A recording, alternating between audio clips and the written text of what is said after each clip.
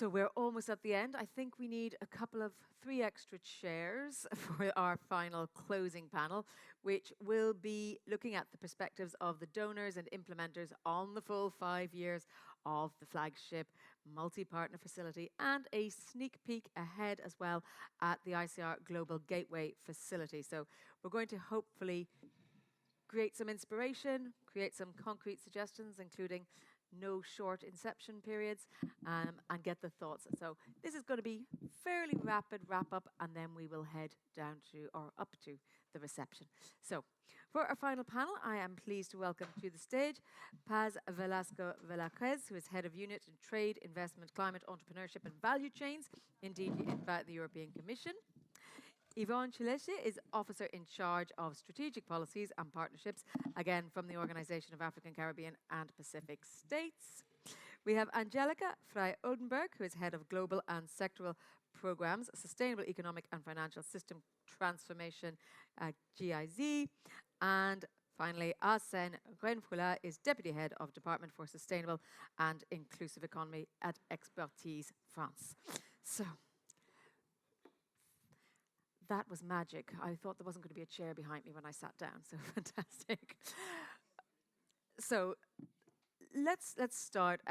Paz, you're leading the thematic unit on investment, climate, entrepreneurship, value chains in DG INPA. Have we got enough microphones? You have a microphone, wonderful.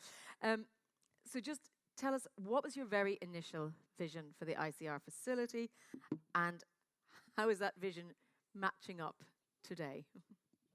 Does it work? It does. Yes, okay. So hello, good afternoon. I'm extremely happy to be here with you today to be able to close this program, to participate in the closing of this program. So how did we think about the program at the beginning?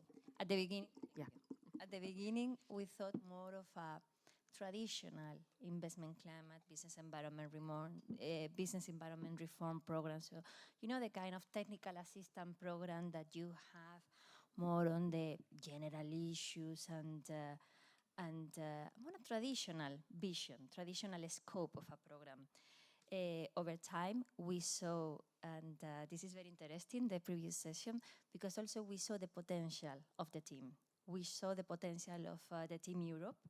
And of the team, I mean not only Team Europe, I mean the team. I mean you colleagues, you that are here and have made ICR a success. So when seeing the potential, it was like this is a unique opportunity to really move forward in the concept of the program, in the concept of the actions that we want to put forward. Then COVID came. We also saw the need at the time to increase the women economic empowerment relevance. It allowed us, in a sense, also to justify further action and cross-cutting of women economic empowerment, to really push we as a central area of the program, and to develop gender responsiveness actions in investment climate, business environment reform, so in everything that we were doing with the program. And it was very positive, no? And how also we saw the program shifting from a traditional technical assistant to more of a knowledge-based program where information is shared, where networks are creating, where you feel that this is not that we go there, we give the training and the technical assistance, and then we wrap up and bye-bye. No, we saw that things were really changing, and the program was already promoting a change in the mindset of the partner countries with which we were working. So it has been a very positive and enriching change, shift that we have seen in the program, and I have to say, as operationally responsible for the implementation in the European Commission, is very rewarding to see the success of the program. So congratulations to everyone. Yvonne, from your perspective, I mean, the OACPS countries have been really involved, driving forward this aim to advance conducive, gender-sensitive business environments. What do you think, from your perspective, have been the most significant achievements? Okay, thank you very much, and good afternoon to you all. Before I answer your question, just to maybe contextualize everything. And I know that this morning, of course, Anthony spoke about this, but just wanted to share with you that so we are speaking about a program that is supposed to support 79 member states. Majority of these member states are least developed countries. They are small island development states, and most of them are commodity dependent. So basically they are exporting raw commodities. So it was very important for us to ensure that the ICR actually contributes to the goals that have been set by the OACPS. So just to share with you a few numbers that actually have convinced us that actually we have achieved what we started with. 72 of the 79 ACP countries have an intervention. So it means that ICR is in almost all the ACP countries. That's big. 90 partner organizations across the ACP region have benefited. So basically we are saying that the program has reached out to these national institutions, which means that the issue of sustainability and ownership is guaranteed. Then we also note that over 50% of the reforms went to women empowerment. So basically we are walking the talk. So very, very proud with this. So just to give you a few, some of the examples where we believe that ICR has actually contributed to achieving the goals that were established by the OACPS. We have noted, for instance, that one of the goals that we set as OACPS is regional integration. Everything that we do, because we've got 79 member states, so you want to encourage regional integration. We noted, for instance, that in Africa, the program has empowered women in cross-border trade. So basically, the program has facilitated in terms of reducing the thickness of borders, where they have sensitized the women about instruments such as the simplified trade regime, which basically facilitates trade. That is big for us. Then in the Caribbean, and again, here I must speak about the 3 regions, otherwise I'll be fired. So we have to cover the 3 regions. So in the Caribbean, another area that I think as OACPS we've been focusing on is the issue of finance. You know, whatever you do, it still comes back to finance. We have seen that the program has also done a lot with regard to supporting women address the issue of finance as a barrier. Then lastly, in the Pacific region, we have also noted that, and I think some of the examples were even presented today through the whole day, in terms of the interventions. And we have noted that in Papua New Guinea, for instance, there is an intervention that related to public-private dialogue, which is very, very important because you just don't want to talk to the public sector, but you want to talk to the private sector, and together you actually achieve results. So for us, I think we are happy with the ICR, and we look forward to picking lessons learned for the next interventions. And I think just to end, I think one of the ingenuity that we have picked, and I think this has been discussed through the day, is that it combines a demand-driven approach, so which means that it's bringing the issue of local ownership. Then you also have the multi-partner collaboration, so which means that you're bringing diverse skills and institutional strength. And then lastly, they're actually focusing on the real issues. It's just not speaking about policy in general terms, you know, specific issues, specific problems, and you're able to address that. Thank you. I think that's good to hear because it's not always something Brussels does very well. We get very stuck in our Brussels bubble policy heads. And I do wish we'd had slides for this because it would have been great to see those numbers that you read out at the beginning on a big screen.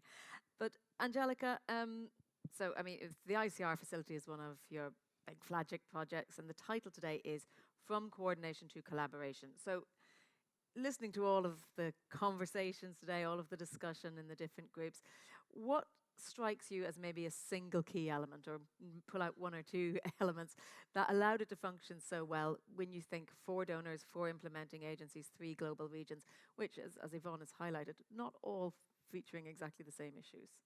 Okay, first of all, I hope my voice is stable. I'm sorry, and but it is not because I'm only impressed. This is really something I heard a lot today. Again, even if I know the ICR facility, as Shia said, lead in a more broader way. But it was really impressive to see all these. Also results and also this learning curve. I started for the ICR facility, observing this more on a observatory role in September 2023. So that was for me great to jump in already in a wonderful place that is already established. And I think this is also one lesson I would like to bring in is the continuity of a project. It is important, I think that was discussed today already, that we have the possibility to implement trust. And I think this is one I don't want to repeat anymore because it's a kind of buzzword, but I don't want to use it as a buzzword because trust needs to be built. And you need time. And again, you need partners who are willing to do so, to have this mindset. And I would say it is the mindset on the operational team. It is the mindset on the OMC team, on the implementing agencies, but also on the donor side. Not quite sure if we can copy paste this concept for the next phase or for other MPCAs, but that was for me really something unique. We should repeat, because I think the success is clear. I also have seen that, for example, for 90 days or 100 days, the effect, the impact per country was enormous. I have seen the different outputs today presented, and I was really impressed at the end what came out as an impact. And the question is always, how can we, come to this impact? And besides trust, it is also this intention, the willingness to do so. This is also not always the case. But in the ICR facility, I have seen this, and I can give you this example because in GIZ we are working a lot on this kind of multi-partner, stakeholder processes. Even though there are also maybe other good examples, and this is good, Alexandra, that you opened the question. Are there other examples? How can we learn from this? Because I think this is also something very important for the future. And for me, maybe also with this intention to work together. I was, for example, this nitty-gritty observation I made as I started in 2023, that there is these outputs and there is not the organization behind. And I know a lot of other MPCAs where what we already have discussed, and that was really new, new for me. Another point is this common mission that we have and this common purpose. I think this is also important, that every organization has a common mission and a common purpose that can be aligned.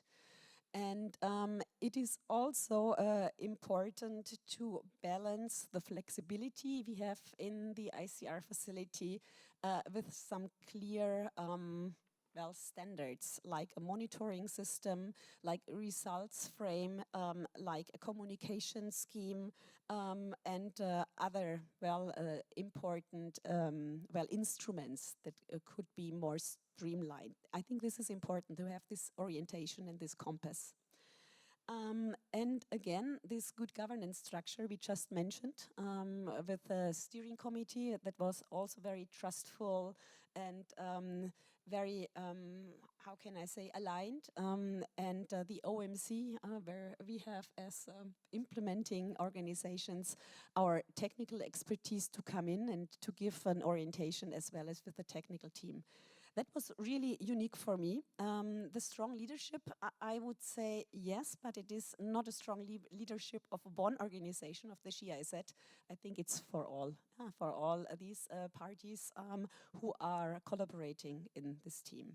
And well, that is a little bit my lessons learned I would share with you. And I think in the next round, I can also give you also some insights from GIZ, what is coming next. And of course, we will base on all these learnings to step into the next phase.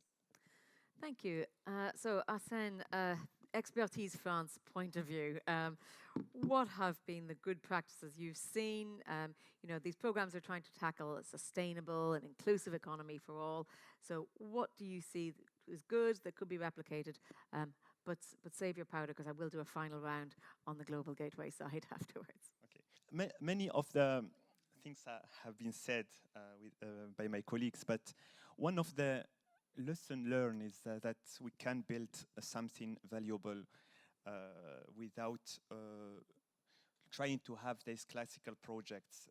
This project at the first, I was in the operational teams when this project have been started in 2018, and then the launch in 2019, and we I remember this. What is this monster? Because there too many countries, 3 components that we can't see all this connection between them, like the knowledge management and public banks and all this.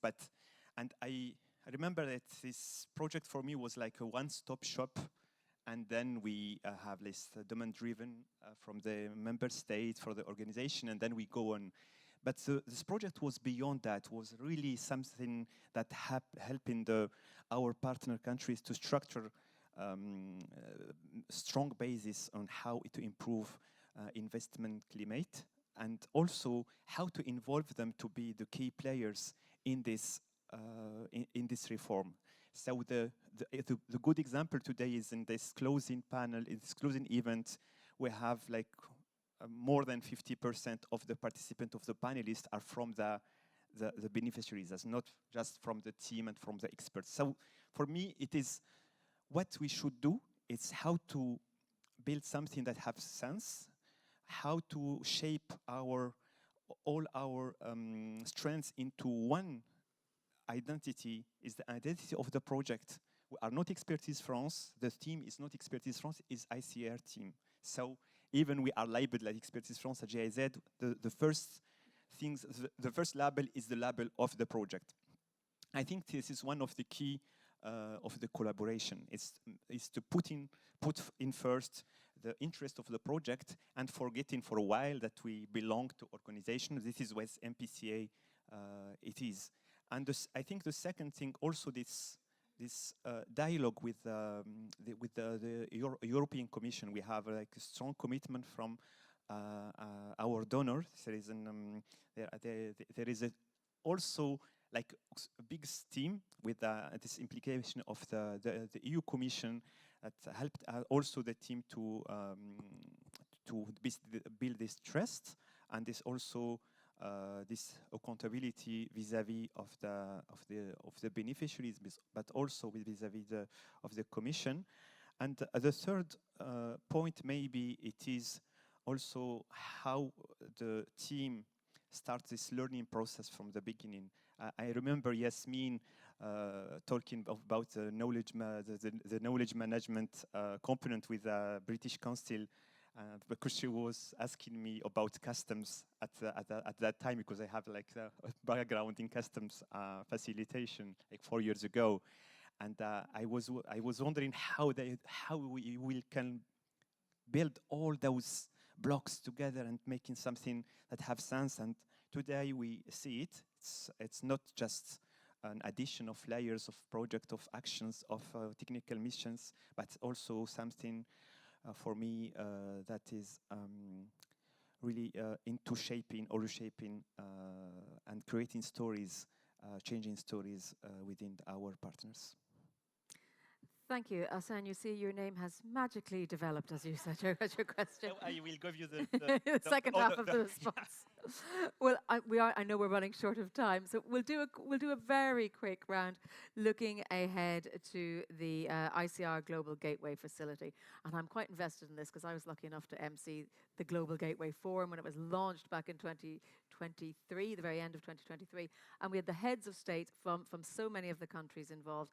And there was a real feeling of energy and commitment, and this was going to be great. So tell me, Paz, what are the strategic priorities and the key goals of this follow-up project? Due to start in September, funded by the EU with the German Federal Ministry of Economic Cooperation and Development and the French Ministry as well for Europe and Foreign Affairs. But what are the strategic goals? I think it will start in November, no, Alexandra? September. Good. Excellent. Excellent. Longer inception time. Congratulations. Congratulations. Not great. So, so we are building the new what we call Global Gateway Investment Climate Reform Facility. So we will call it GGICR. It's more catchy, and we have to be catchy if we want to pass the message. So we are building the GGICR in what has worked in the current ICR. Basically, this Team Europe approach of member states, agencies working together as a team. Not only as a Team Europe again, but as a team, as a program management unit, unified program management unit, building on each other, supporting, seeking complementarities with each other.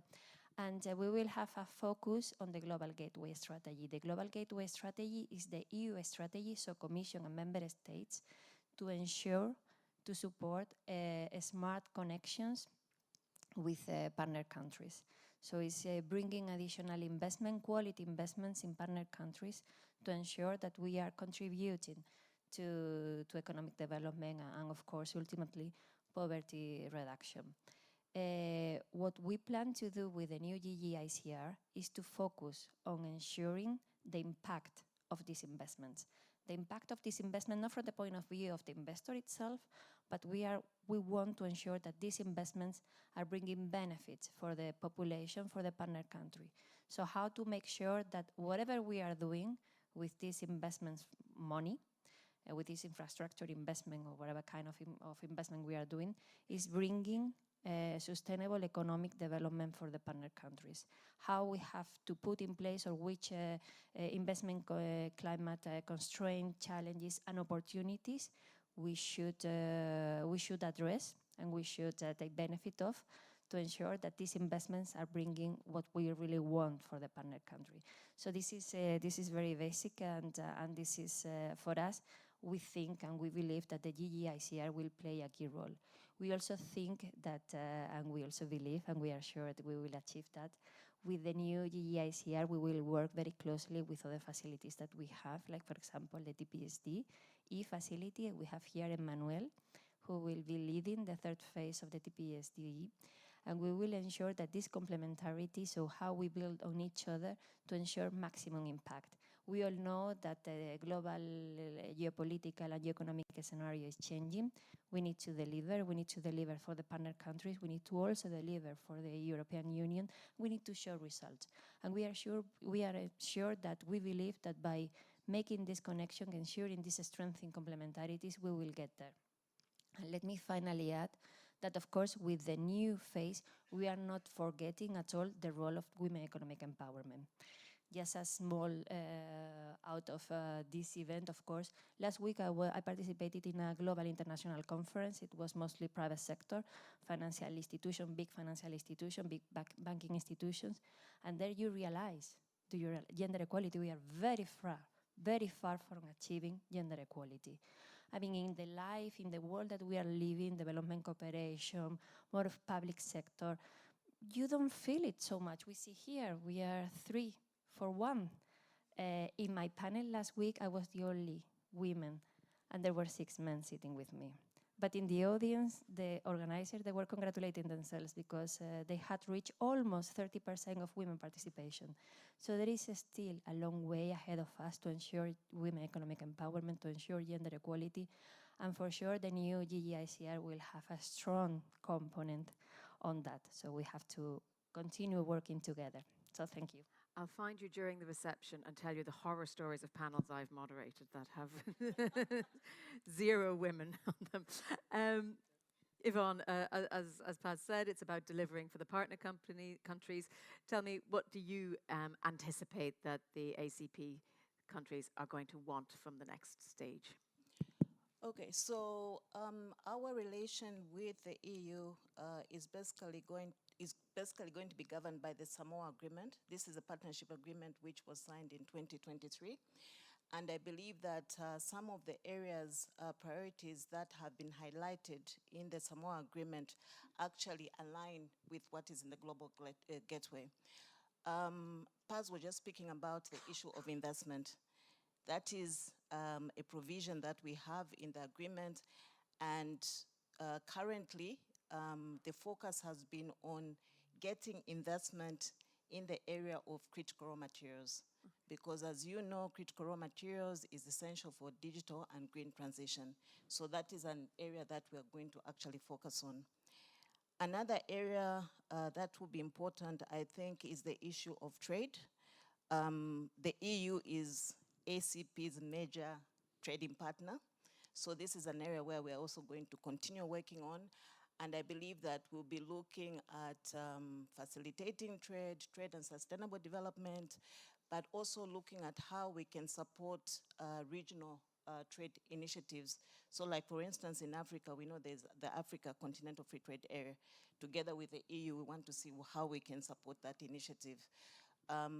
Between Africa and the Caribbean, we have the Trade and Investment Forum, where again, it's basically trying to facilitate trade. So that's another area that we're going to look at.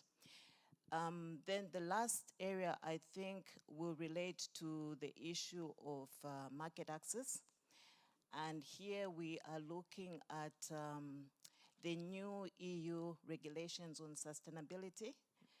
So we have elements to do with deforestation, with carbon border adjustment mechanism, with the corporate sustainability due diligence, knowing too well that most of our members are the ones that produce the critical raw materials, but they're also the ones that produce the cocoa that gives us the chocolate, the coffee. So we want to ensure that our members are able to actually comply with this regulation so that there's no trade disruption. And that is why we're happy with the results from ICR, because I think we've got concrete examples, best practices that we can actually use to ensure that we facilitate trade between OACPS and the EU, especially within the context of the Global Gateway. Thank you. A lot of complex areas that overlap and a lot of areas to look at. Angelica, your expectations, your sneak peek that you promised us.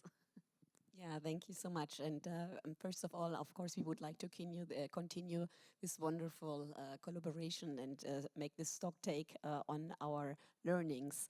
And I also would like to mention, not only because I mentioned our structure in OMC and our steering committee, as well as on in the past and on the technical implementation approaches. But what we should not forget is the focus also on our partner countries, and a big applause to the partner countries who are here. And of course, we would like to continue. It will be, and this is also my orientation, a kind of demand-driven, but it will be, as you already said, Paz, a very focus on more or less strategic topics in the field of infrastructure flagships or strategic infrastructure investments, mobilize also investments within the global gate area. I think this is important. So that means that the business environment will not be focused broadly. It will have this lens of investments in these infrastructure topics like green energy, like digital networkings, facilities, like resilient, climate resilient infrastructure, etc. This will be a little bit a sneak on that.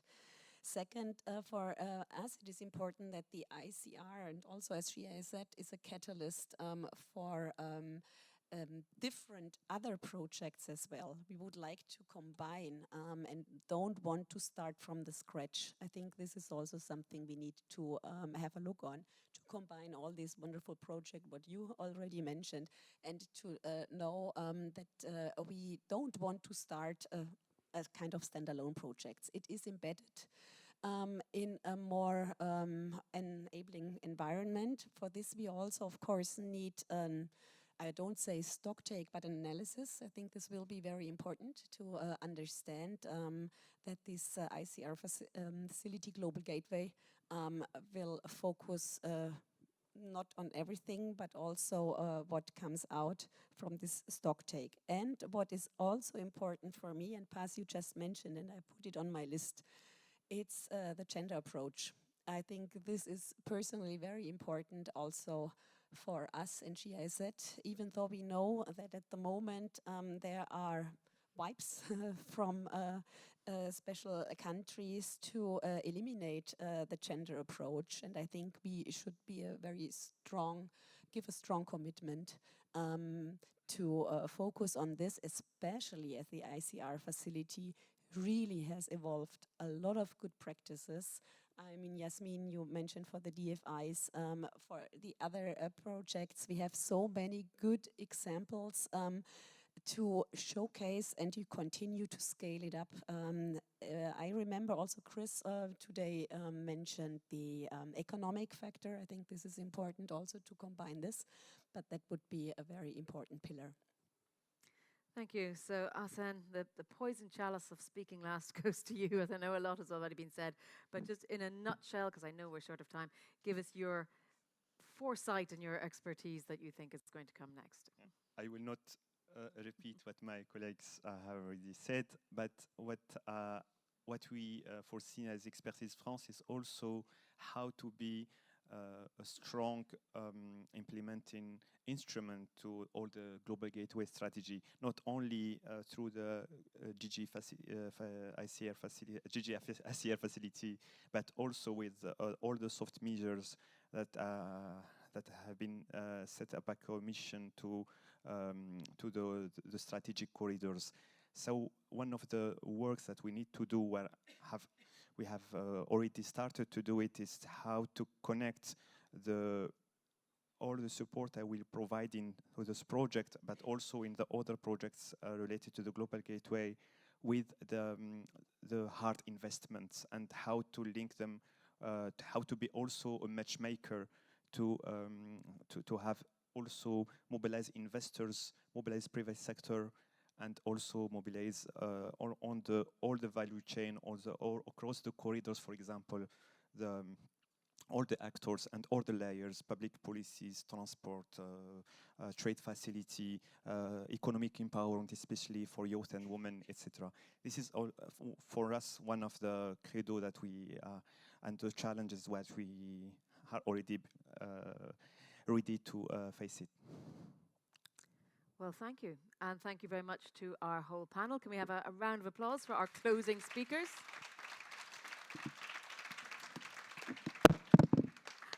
Okay, well, we've made it to the end of the day, but I think it has been very engaging and informative. I've been delighted to hear the same themes coming through from the very beginning to the very closing panels, and through your really very rich and involved discussions. So, hands up if you would like a relaxing drink and a chat with your colleagues. Okay, now bend your hand and pat yourselves on the back because you deserve it. Have a great evening and